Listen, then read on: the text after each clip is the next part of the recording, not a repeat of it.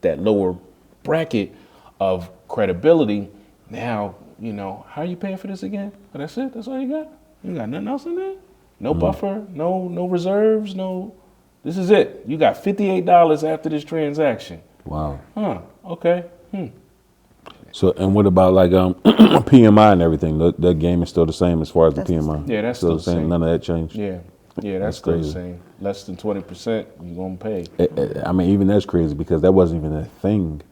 And also, a lot of people who had PMI in their loans from the older regimes, they still paying the same PMI. They didn't even take it off the loan. They keep finding, especially Bank of America. They be like, "Oh yeah, we're gonna take it off," but they never take it off. It's like it's a funny game. So it's so crazy. It's funny because I follow this guy on Instagram. I can't remember his name, but like a big real estate guy or whatever. He's an investor guy, and he's always putting up different things or whatever. And one of the recent videos he put up, I want to say it was probably this week, was about exactly that, about PMI and how like, oh, did you know? Like, cause he was doing one of those, where you can record yourself watching a video.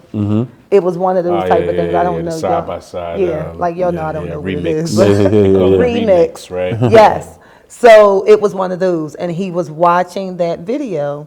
And the guy is like, oh, did you know? Like, you can call the bank and you can have your PMI removed and blah, blah, blah. Yeah. And he after 10 reposted years, it. yeah. And so many people were on there like, oh, I had no idea, et cetera, et cetera. Like, how do I do it? But then a question came up with a few people who were a little more savvy, in my opinion. It was like, well, what if I have an FHA mortgage? And it's never addressed. It makes it seem as if PMI is universal, which it is, but the breakdown of it is not.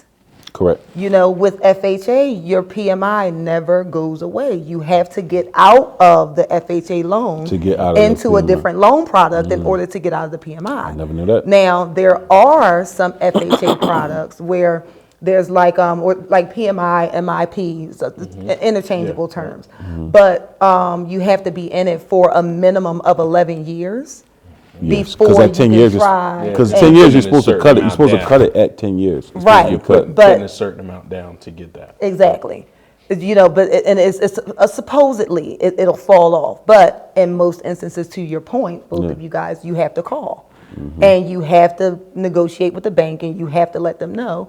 And almost to the point where, like, you have to threaten to leave if they don't remove it, because it's supposed to automatically fall off after 20%, but that's only with conventional products. It's crazy. Yeah, like it's funny because that wasn't even a term in 2008. It wasn't even a thing. And maybe if it was out, it never was on none of my loans. Anything I had from 2000 to 2006, there was no PMI for me. I can't say with everybody else, and I did not put 20% down on everything I bought. Some things I bought. Rates were higher. Yeah, rates were higher, but the rates that I was dealing with was still not as they would, even today's rates as now would be considered low rates. That's what I'm saying. Yeah.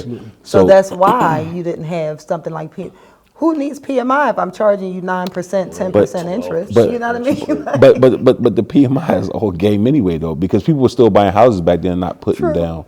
Not putting down 20%. Everybody didn't put down 20% back then. We got a thing right now where, buyers will walk away and say, yeah, man, I got this, I got that, and I don't even have any PMI, and I only put X amount of dollars. And we got what's called lender paid MI, right? Where essentially you don't have any PMI, but your interest rate is a half a point higher. It's so it's it comes out the same. So it really comes out the same.